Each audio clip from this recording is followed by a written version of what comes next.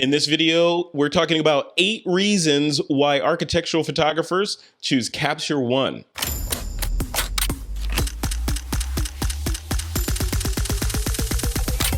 This is TWiP. Hey, welcome back to another episode of This Week in Photo. I am your host, Frederick Van Johnson. We've got a really interesting interview lined up for you today. I'm sitting here with my friend, Mr. Jeffrey Totaro.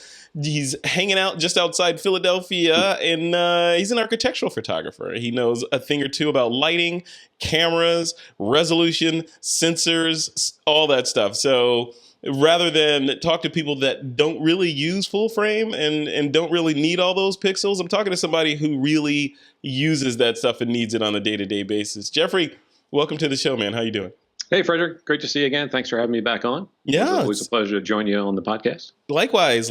You know, your name is invoked often on This Week in Photo. Nice to know. I hope in a good way. In a good way, yeah, because we talk about sort of architectural photography versus real estate photography from time to time. And whenever we do that, your name comes up. You know, terrific. Okay. Because you represent the cliff notes are that. And this is I'm paraphrasing because I'm neither one, obviously, but people think that the ascent path is real estate, and then add a decimal point or move the decimal point, and now you're an architectural photography. Yeah. Oversimplification, yeah. But kind of like that, right? Mm-hmm.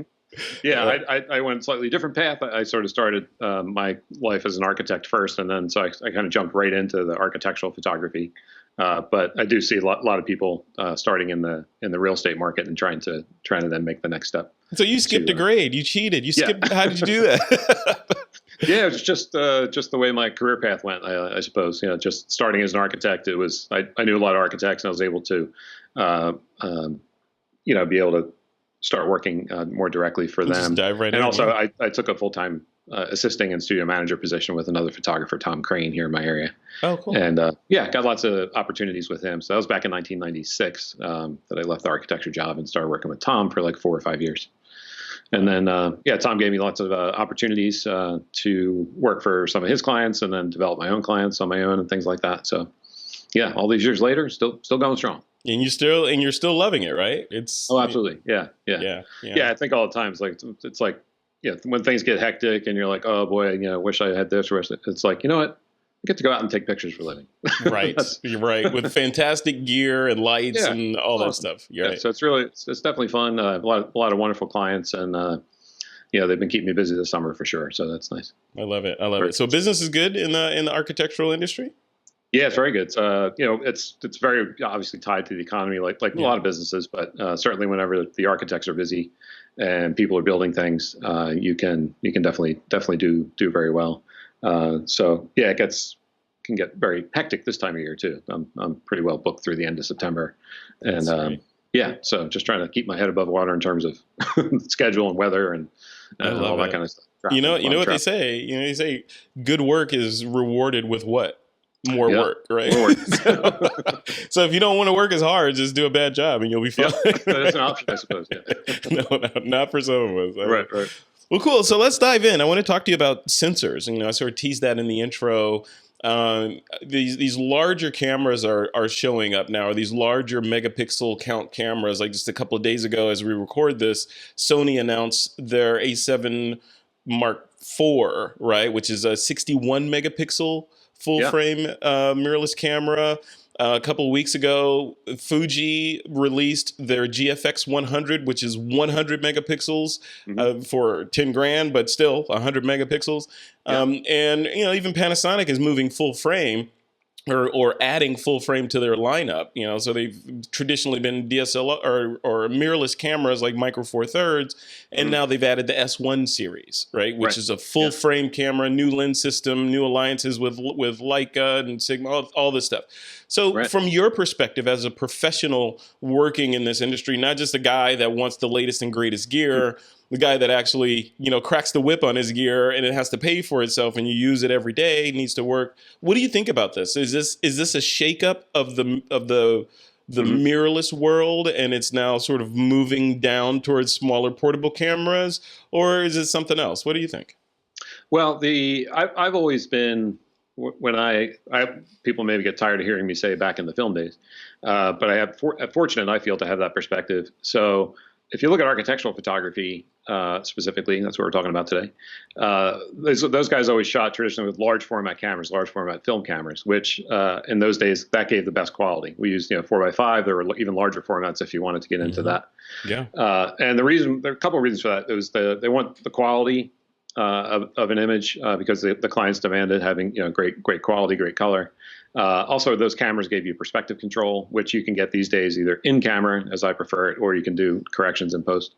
So if you look at that sort of historical perspective, when I moved from 4x5 film, I never liked 35 millimeter cameras to begin with in terms of like looking through a viewfinder. And that sounds silly. And just the format and like the 2:3 proportion, things like that. Mm-hmm. So when it came time to get into digital, I waited until the medium format was working well enough in terms of wide lenses.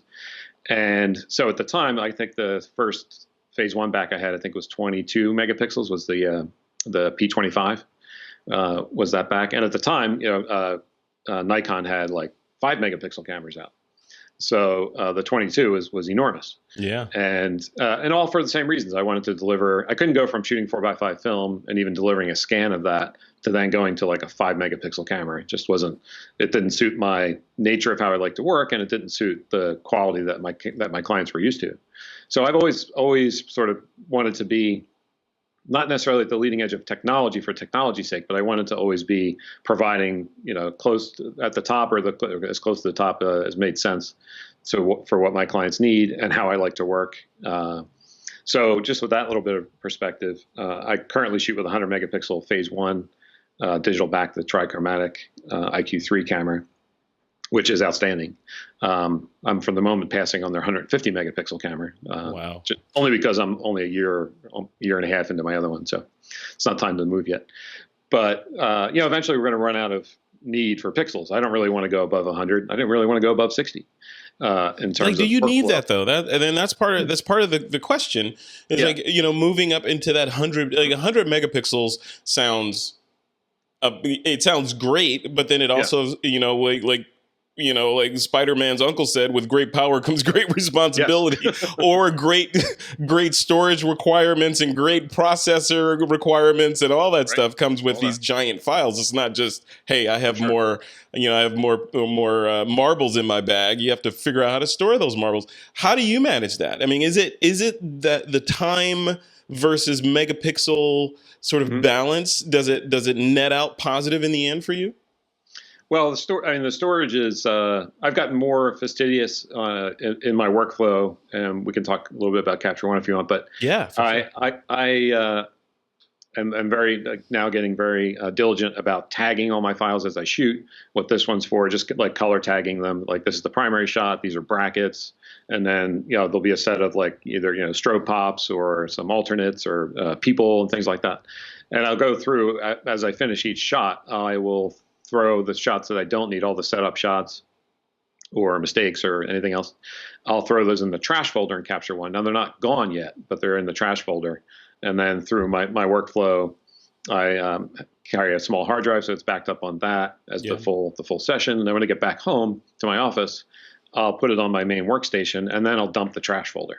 Okay. But should I need something from the trash folder, it's still on my laptop for probably 2 or 3 months, and then it's also on the small hard drive for probably 6 months. But that's the ingest stuff, right? So bringing it in, that's one thing, but then there's managing the files and the processor it takes to do that, as well as storage. I'm assuming you have some sort of cloud storage going on, maybe, but how does that work? That's a great question. I do. I deliver all my files through Dropbox. So what I have in terms of cloud are all my finished photos are in the cloud. And I have, in terms of backup, I have my main Mac Pro workstation, and that backs up daily to a Drobo, a 5-bay Drobo that's just about maxed out. Mm-hmm. And the Drobo backs up daily to a Synology, which is a network attached storage device, 8-bay. And that too is almost maxed out with 10 terabyte drives. So certainly lots of terabytes. And then I don't really have a great offsite solution, but my studio manager, Brian, he works primarily from his apartment.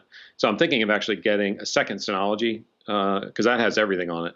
And I understand that you can set up a pretty secure link between those two. Yeah, I've heard about that. Yeah, over the interwebs. And so they in theory, once I duplicate it in the second one, then I can give the other one to Brian, and they can sync overnight. And things like that. So that theoretically would be my offsite. I've tried some of these other like Backblaze and some other ones. It's just, takes forever to upload. I was gonna say, it sounds like it sounds like you'd be like trying to, like suck a lake through a straw, right? Yeah, exactly. Yeah. And move it someplace. By the time you got it moved, there's more water in the lake. It rained again, right? So now what exactly, are you? Yeah. So Jeffrey, I want to talk a little bit while I have you. I want to talk about megapixels in general and the need for them, right? So, and I obviously understand the argument of the more megapixels you have or the more data you have in the file, the closer you can zoom in. Retouching is better. You can be more precise. You have more data is better. But at what point is it enough, right? Because we looked at that was some of the arguments that came up with Sony. People like to argue about anything, but Sony came out with the 61 megapixel mirrorless camera, and some people are saying, okay, enough. We don't need 61 megapixels on a mirrorless camera. And other people are saying, the more the merrier. Why are you turning it down? This is an embarrassment of riches that you're looking to gift horse in the mouth. Yet, from a professional standpoint, why do you need so many pixels? Or is that 21 megapixel camera you had to begin with, is that still enough to do the job and make the money that you're making? Right. Well, it's an excellent question. And yeah, we probably have already passed, what's needed in a lot of ways. Right. We're in pure wantville now, right? Yeah, exactly. Yeah. So again, if you look at, and very, very specifically with the architects I work for, they often 1 or 2 or 3 times a year, they have printed shows of their work at the local, like AIA, American Institute of Architects, has an annual awards ceremony. So they will display their prints, and the traditional size for these prints are 40 by 40 inch boards. And so each project might be made up of several photos on one 40 by 40 board, or it could be one full bleed 40 by 40. So for a long time, that was the minimum standard that we needed to meet, was like that 40 inch print. That's where the actual print was. Because obviously so many things are online these days, but in terms of print, that was always like the minimum. And in the early days, like 22 megapixel, was maybe barely getting there if you shot it absolutely full frame, and you could print it at 150 dots per inch, for instance. So, and now I think I've taken advantage of the 100 in a sense that it's a long, convoluted story of lenses and which cameras I use and things like that. But I have this strange gap in my lenses right now. So I shoot with a 24, which is very wide on the medium format, and my next lens is a 40. So I've gotten rid of my 32 lens because I just didn't like it for $10,000. It wasn't doing what I thought it should. So right now I have this weird gap between 24 and 40. So the 100, and the only reason I was able to even make this move and the way the system is set up is that the 100 allows me to crop way down into the 24 before I'd be able to switch to the 40. Does that make sense? Mm-hmm. Yeah. So my workflow now is I crop almost every shot is cropped one way or another for one reason or for different technical reasons or creative reasons. So sometimes the 100 gets cropped down to 60 or maybe even less in some cases. So a lot of my files have there could be ones that are full frame on the 40 millimeter lens because that's perfect to the edges. The 24 is not great at the edges. In that case, I might switch all the way down to the 17. Imagine a 17 millimeter medium format lens. And so that gives me obviously super wide, but I can't quite get to the edges because I have to crop a little because it gets a little soft on the edges. Yeah. So all of this was like a way of being able to say, well, the 100, I don't always need the 100, but this allows me to work with this other camera system, which gives me lenses that I prefer. And oftentimes I need to crop them. So I'm not often delivering a full frame 100 megapixel file. I'm just using it as a canvas that can be cropped into. It gives you more flexibility, right? Yeah. So I have that flexibility in terms of lens choice and camera choice. I still work with the Alpha cameras, but without getting too into it. But and I'm using some Canon lenses on this other Alpha camera, and they're super sharp. But just at the edges, they start to fall apart a little bit on the medium format. So that's where the cropping comes in. Because when I was getting into the system, I had a 60 megapixel system, and cropping that as much as I do on the 24 wasn't yielding a great file in terms of size, and it's getting definitely like a little too small for what my clients are used to. Now, back to the idea of just megapixels in general. Are my clients asking for 100 megapixel files? No. Some of them say these files are too big. Can you send me a second batch that's smaller? So for me, it just gives a flexibility, like you say. I don't have to worry when someone says, maybe someone calls to license a photo for a trade show, something like that, and they want to make a 5 or 6 foot print or 10-foot print or something even bigger. I don't have to worry that they're not going to be able to do that, especially in a trade show environment where they can print it probably 100 dots per inch or something. Yeah. So there's that, but it's definitely at the point where do we need more? And you mentioned some of the other points about just having more pixels, and on the medium format sensor, putting 100 million pixels on a 4x3 actual full frame 645 sensor. In theory, you have better noise control because the pixel pitch is larger, the pixels are bigger, and that's better for noise. On the Fuji, and I haven't tested the Fuji, I'm sure it's great, but the 100 megapixel Fuji's on a slightly smaller piece of silicon that 100 megapixels is crammed onto. So I'm sure Fuji's got a good control of the noise on it, but in theory, that's the thing that this is it right here. Yeah, beast. Yeah, this is the beast. Let me focus on this thing here. For folks that are listening to this, check out the YouTube video because I'm showing the Fuji GFX 100. It is a beautiful camera, right? Mm-hmm. I mean, it is. Let me say that. Yeah. See, look at that. See, it's beautiful. It feels every bit a DSLR, right? When you hold it, but look at it in comparison to a Lumix G9. Mm-hmm. There we go. Look at that. Yeah. See the size differences? Wait, let's make sure they're both on the same plane so it doesn't look like I'm cheating. Look at that. Right. So and they're out of focus a little bit. There we go. There's a Lumix G9 and this guy. So I mean, it's hard to see it. It's hard to see it on the podcast, but it's a stark size difference, right? Sure. And it's a conscious decision, regardless. Focus myself. Regardless of the pixels are placed closer and all that. And when I look at that, I look at it from the standpoint of, hey, I'm moving. If I get, say, the S1 or the GFX, I'm moving from the small sensor, relatively speaking, to this humongoloid sensor, right? So, and people like you that will be looking at that camera are looking at it from the top down, right? So you're looking at it from the standpoint of, it's kind of a step down from what I'm used to. I have to make some compromises. So where's the middle? Is this the middle ground? Or are these companies like Fuji and Panasonic and Sony now targeting that middle ground? They don't really care about me because the Micro Four Thirds people are going to be the Micro Four Thirds people, and those medium format people are always going to be, driving that medium format. What do you think? Well, I think I forget the actual physical size of the Fuji sensor, but it's sort of like these days anything physically larger than 35 full frame is medium format. Mm-hmm. But the Fuji, I think, is significantly bigger, but still smaller than the full frame 645.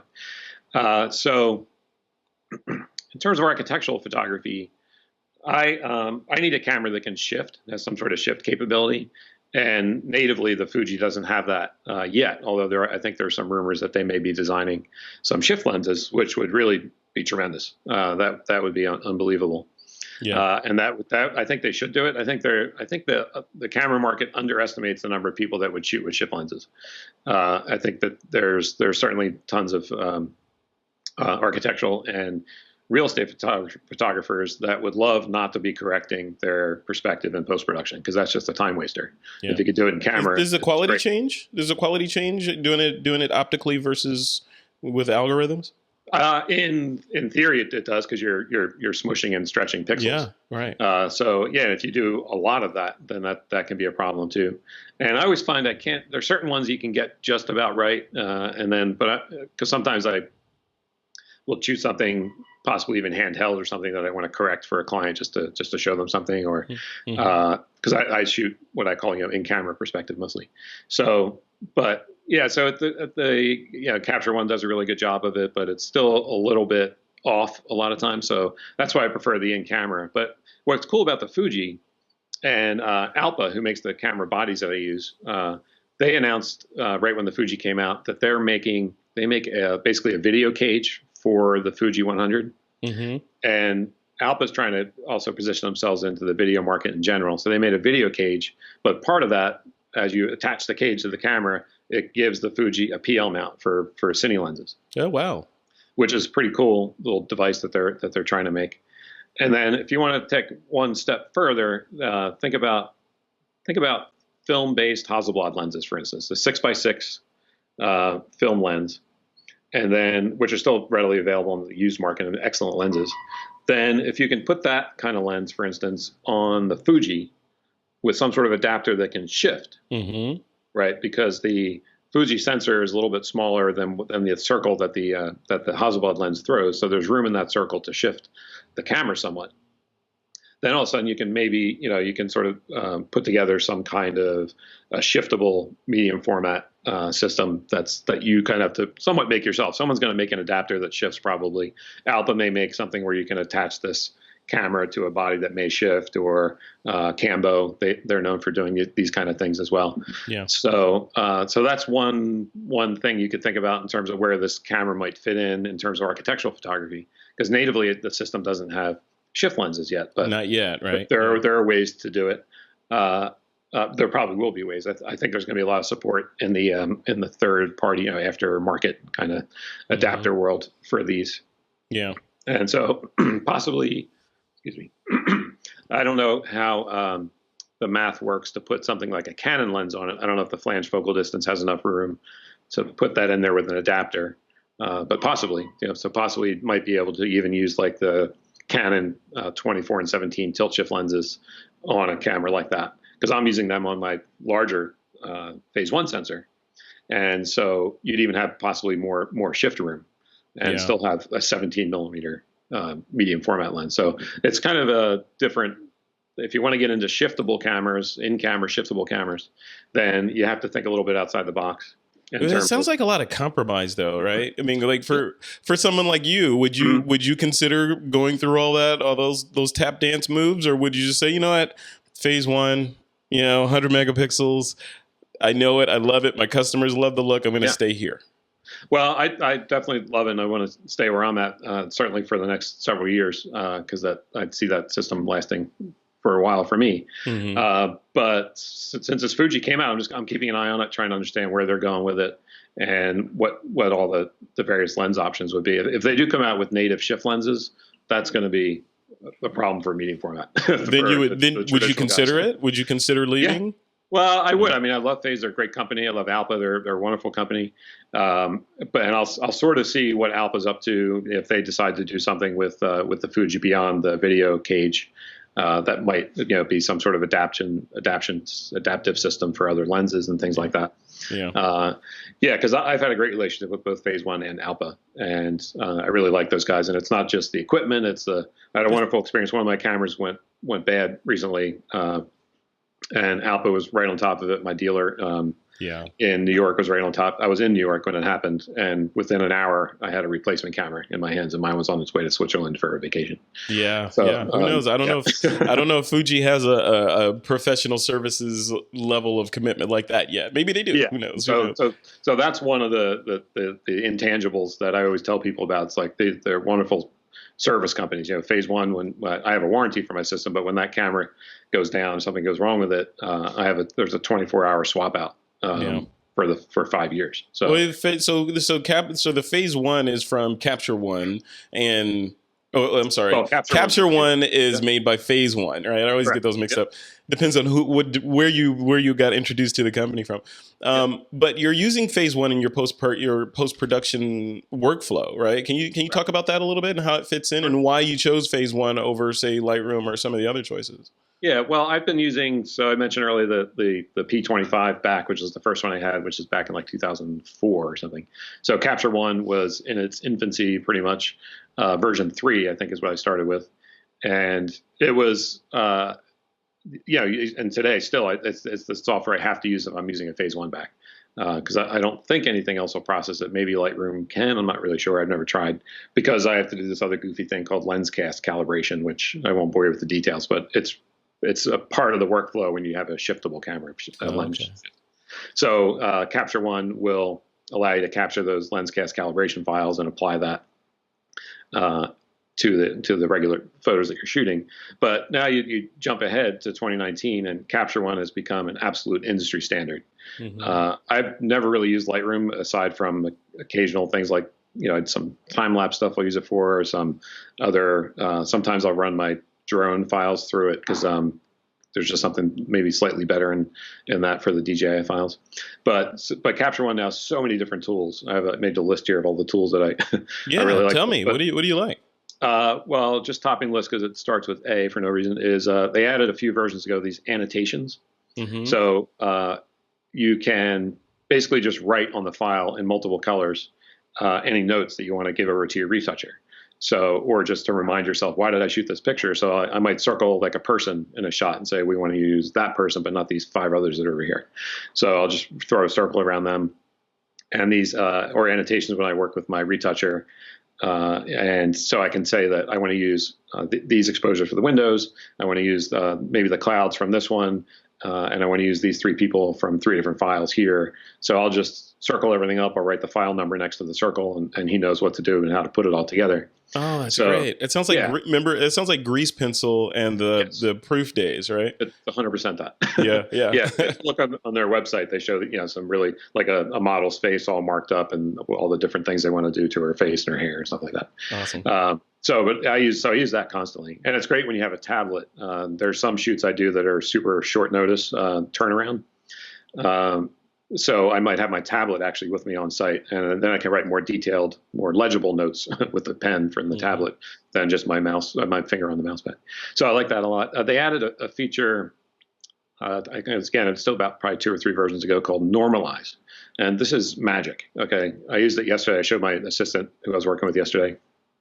So if you have 2 different files and you have something of the same shot, obviously, but maybe you have different lighting setup. Like maybe I'm using a strobe in one, and the strobe pop sometimes comes up a little magenta. Maybe we didn't put the green gel on it to correct that. But we want to blend it in with another wall that didn't have the strobe or something, but they're the same paint color, for instance.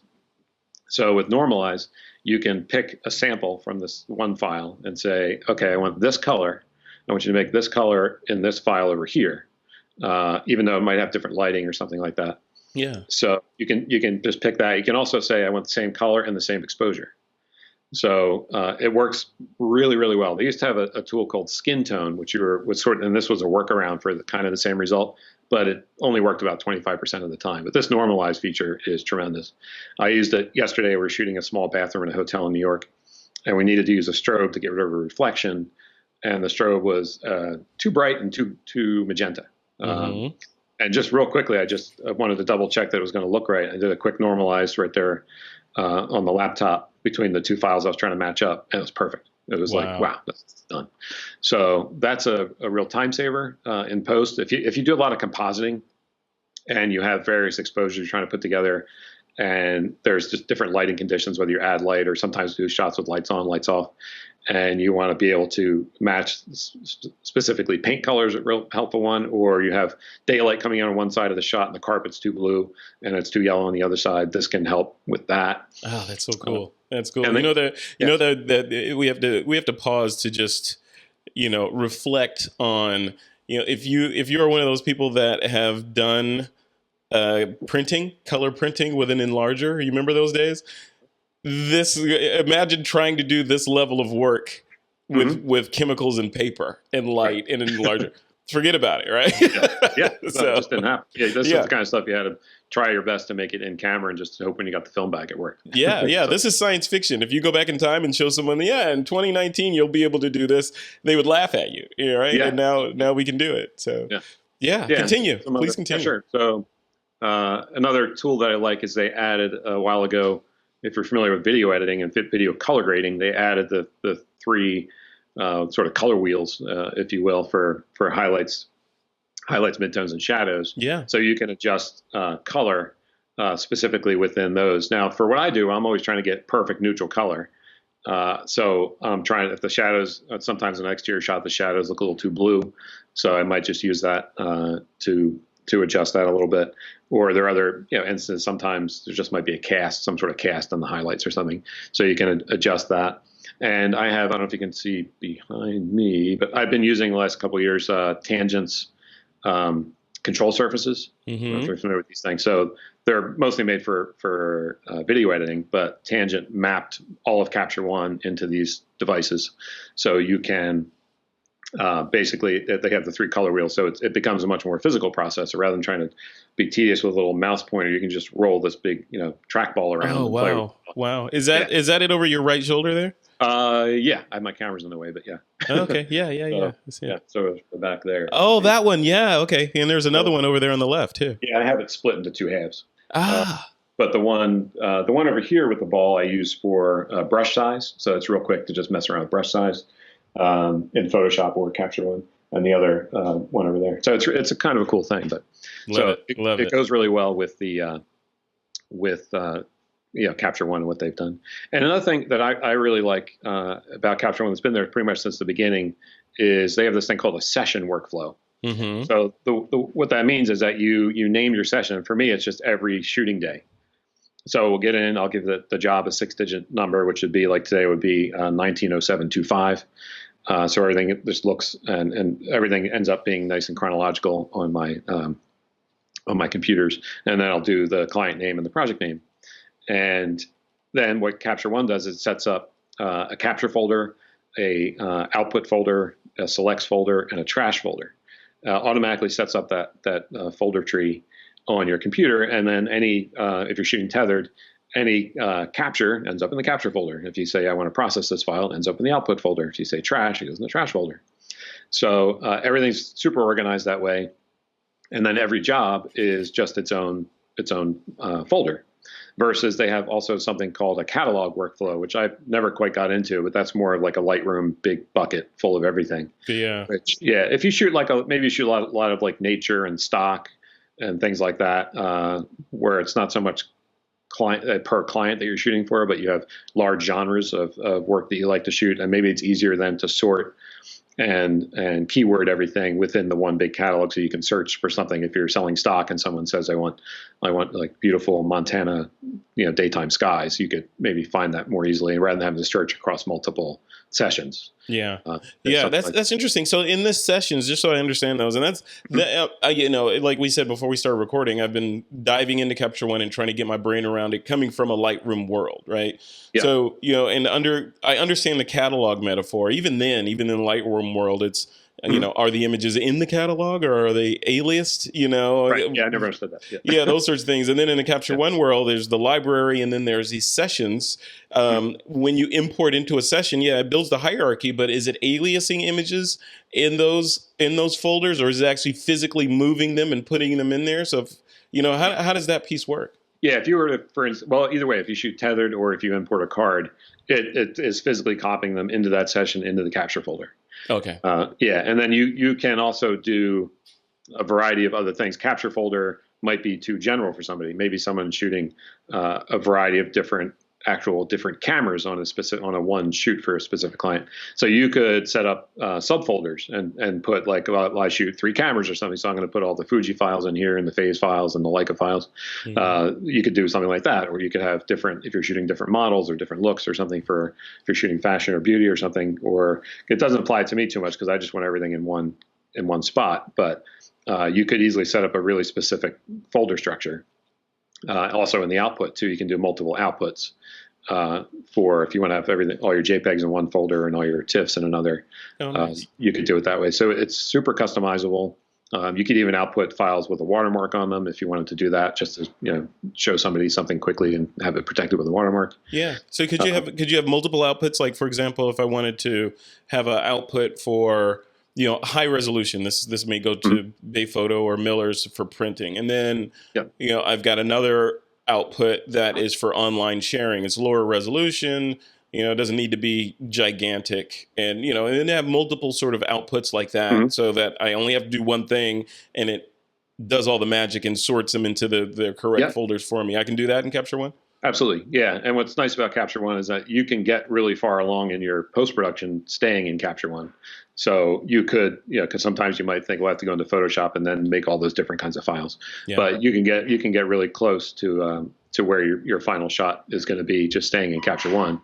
So then you can definitely output into any different kinds of output files that you want. I love it. Yeah, and you save all those different things as recipes in the output tab, so you can have different recipes for, if you want one specifically for Instagram, and that could even, you could say, well, I want to output that at a certain pixel dimension, so we'll do that one at a pixel dimension. The other ones were for print, so we're going to do those at like 8 by 10 at 300. Mm-hmm. Or whatever different. Yeah, these are for Facebook, and I automatically put my watermark on them. And yes, that sort of thing. Okay. Yeah, all that. It's super customizable. It's very, very powerful. So they've made it. It's definitely an industry standard. Like if you see, if you're the only thing you're going to see on the news is some celebrity being photographed, but if you look over the shoulder of the photographer, they're shooting into Capture One. So that's yeah. Anytime you see a computer screen where pictures are being taken on the news or on TV, they're shooting into Capture One. I love it. So it's definitely been always great for tethered shooting.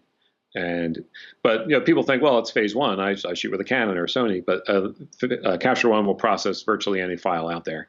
And the big news was, I think at the end of last year, or maybe around Photo Plus, they announced that they are now processing Fuji GFX 50 and GFX 100 files, because they were like, oh, we're not going to play well with the other medium format people out there. But then I guess they saw like, well, we can still make a lot of money on software from the Fuji people. So let's make sure we can process those files. That's cool. So that's huge. Because when the GFX 50 came out, I was like, I didn't even look at it. Doesn't work in Capture One. I'm not going to think about it. Right. Yeah. It's not a camera I bought, but to me it was like, I'm not even going to think about it if it doesn't work in Capture One. Now, are you shooting, before we move on with the list, are you shooting with your what's the flow? So when you go out and you do a session, and like for the apartment that you did in New York, what is that a session in and of itself, or is it a session for all of my New York shots, or a session for whatever the quarter is right now, or how do you break it down? Yeah, it's per day, so it's per shooting day. Mm-hmm. Or I don't do too many multi shoots on one day, but if I were working for two different clients on one day, then there'd be two different sessions. So because I need to be able to search the way I have my structure set up. If I want to search for a specific project, I know I can just put in the client name underscore project name, and I'll find it immediately. And it's just going to be that session that I find. Mm-hmm. So I don't want to think about, well, was it New York, or was it Brooklyn, or was it this or that? It's by location. So it's every job. And even if it's a multi-day job, like I'm shooting 2 or 3 days for one client, I'll do a separate session for each shoot day. Okay. Which gets a little tedious at the end, because you kind of want everything for one job in one folder. Yeah. But I find for backup and for avoiding making human error in terms of file handling, it's better to just keep that day separate, start a new day, and then do the third day. And when you back up, what are you backing up? Just that session folder, or is there a file that Capture One needs to look at to know what's in that folder? Or how does that piece work? No, I use I'll take it out. It sits in my pocket right now. I use ChronoSync. Mm-hmm. If you're familiar with that. Yeah. Which is really good for backup. So we'll set that up on the laptop, and then I just back up everything to this little G drive, this terabyte. So which is great, because it's small enough at the end of the shoot, I put it in my pocket. Mm-hmm. Because if this is in the computer bag and the car gets stolen while we stop for coffee on the way home, everything's gone. Right. So I basically just say to ChronoSync, I say, take this session, which is, it looks, the ChronoSync is just one folder. And I say, just duplicate it over here every 10 minutes. Okay.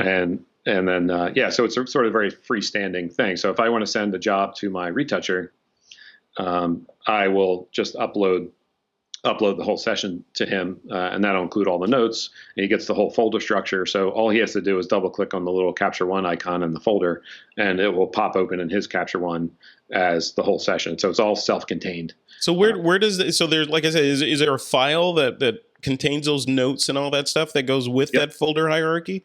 So there's a session file within the folder hierarchy, and then there's the folder breakdown with all the different images and outputs and all that stuff in there, right? That's correct. Yep. Okay. Yeah. Capture One's keeping its notes. Its internal note keeping is done in a little other sort of folder or file that you don't really interact with, except when you're in the software. That's where it keeps track if you make annotations or any color adjustments you make. You can do it that way. And then they came up with this cool idea too. So they found that some people wanted to maybe just send 1 or 2 files from Capture One as raw files to somebody else to continue working in Capture One, right? So if you did that and leaving it in its native raw file format, it would end up, and the other person would open it up, and it wouldn't have any of your crops or adjustments or color or anything like that. It would just be back to reset, back to zero. So they made up this thing called EIP. I don't even know what it stands for, but you can do a move in there called pack as EIP. And then what that does, it sort of bakes in, not in the terms of a JPEG or a TIFF, but it basically, I guess it makes like a little sidecar file or something that has all the adjustments, and they're within that one file. Oh, okay. So somebody else opens it in their version of Capture One without the whole session behind it, then the EIP contains your crops and your color. Oh, clever. Very clever. Okay. Right. So it becomes more, I guess, portable.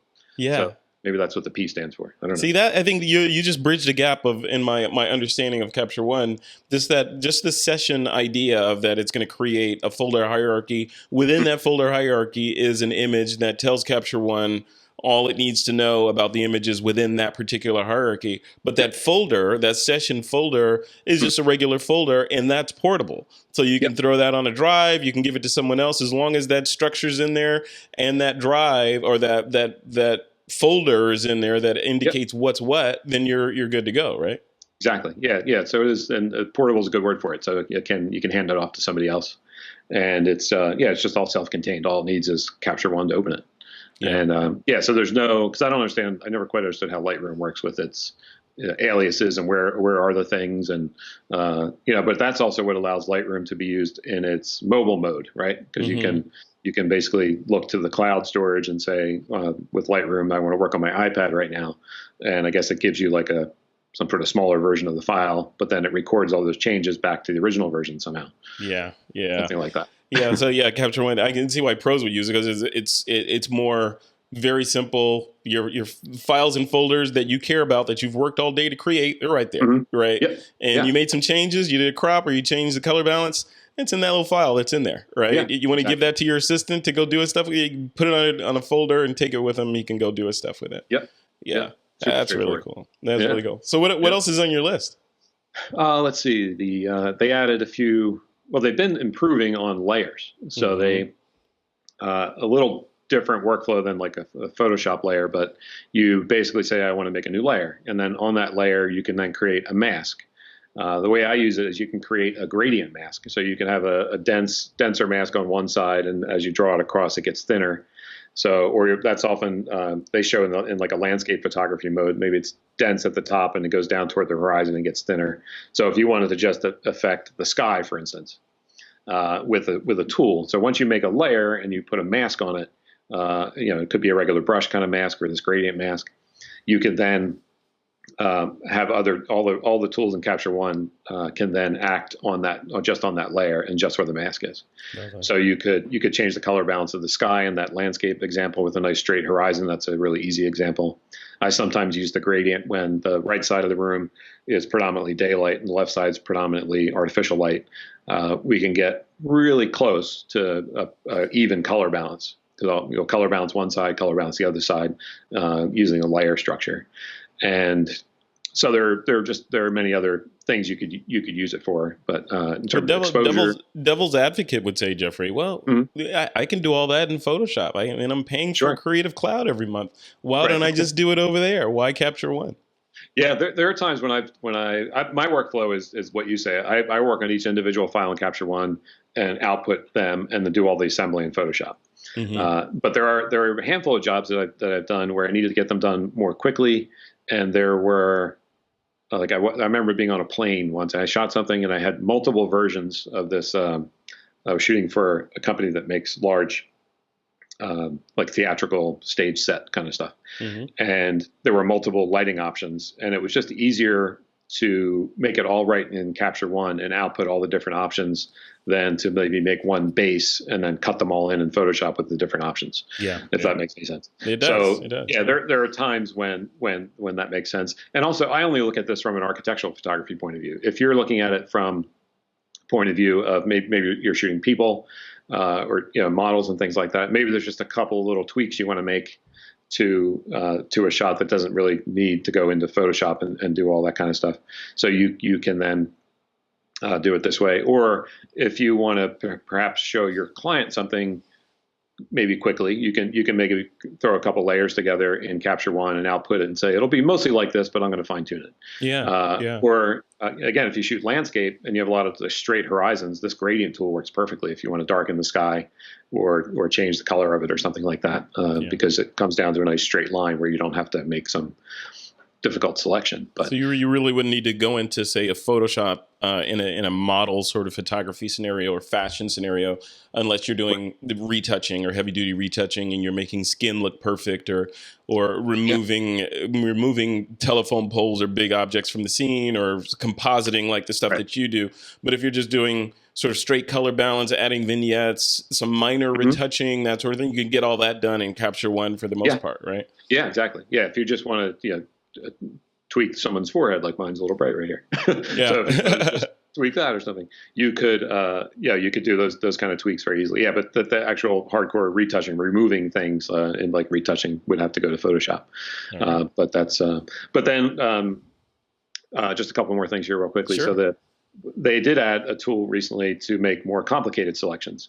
So a lot of people, it's very popular these days in Photoshop to work with luminosity selections.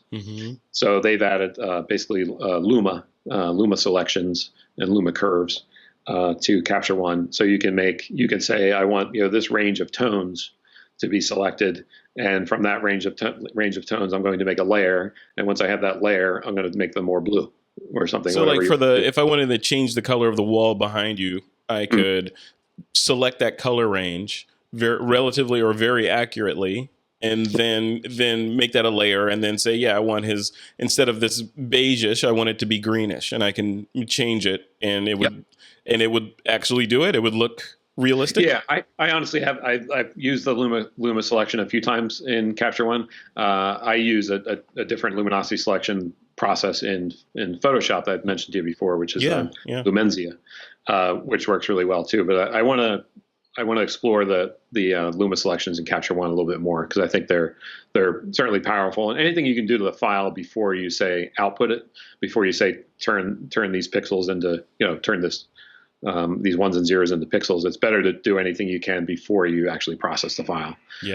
So if you can do that, and I find that because I've tried a few different of these luminosity selection tools, that they all use a different algorithm, and some do some things better than others. So I want to play a little bit more with the Capture One version, just to see what its strengths are, because I've seen it demonstrated to me a few times, and it definitely seems pretty powerful. Love it. So that's and then the last just Capture One thing I would mention is the keystone correction tool, which is basically a perspective correction. And it works. It's pretty intuitive. If you're doing like a vertical keystone correction, it just gives you two lines with two handles, and you place those handles on lines you would like to be straight, and then you just hit apply in the middle of the screen, and it goes like that. Wow. And then what's interesting though is that Phase One realized the tool defaults to an 80% correction, not 100% correction, and which works sometimes. Like if you have a building standing in a field. Why would it default to 80% versus 100%? It's an excellent question. I find it a little frustrating because I always put it to 100.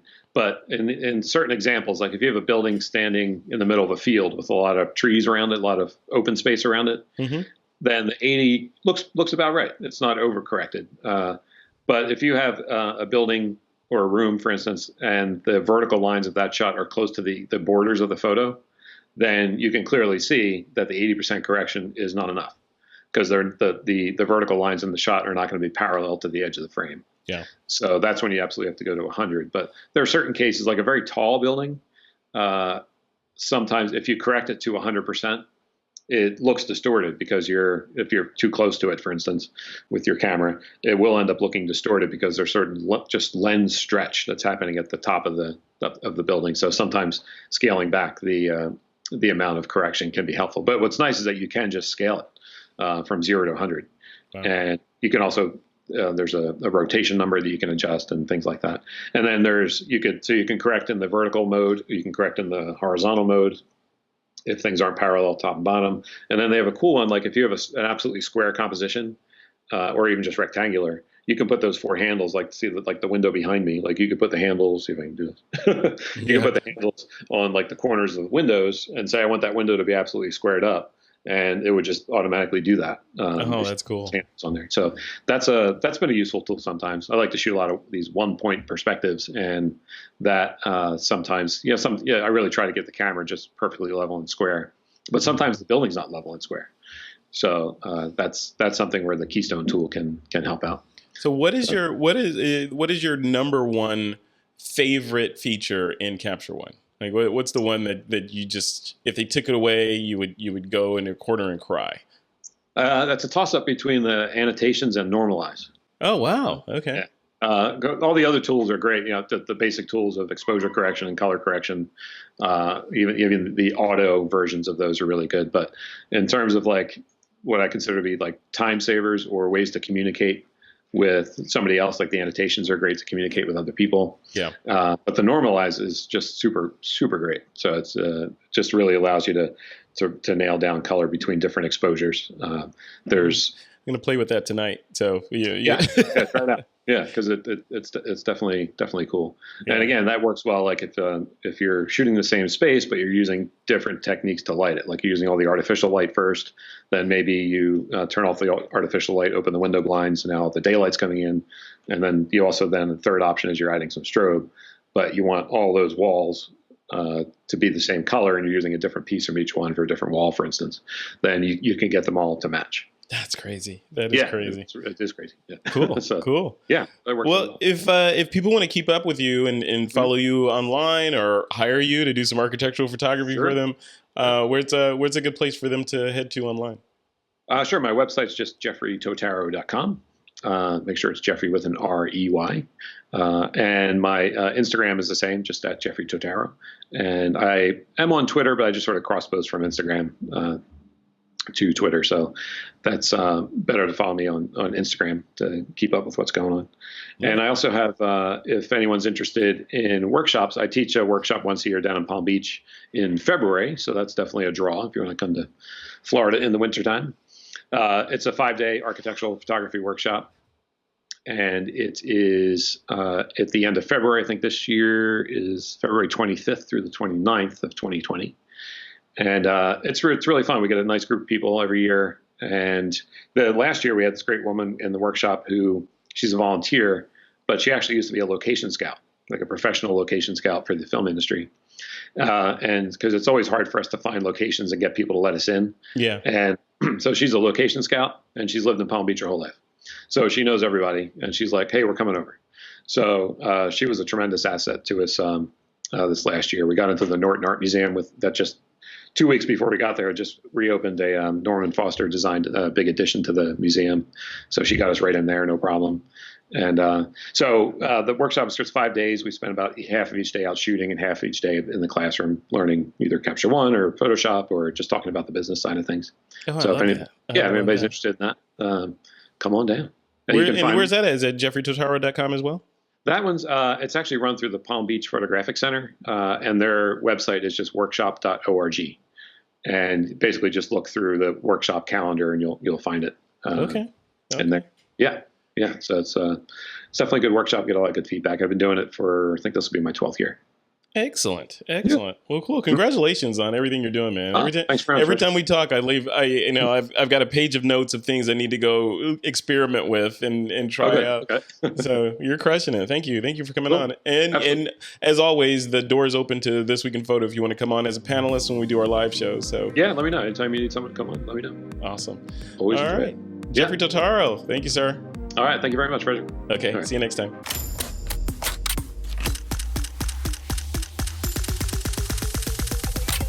This is TWiP.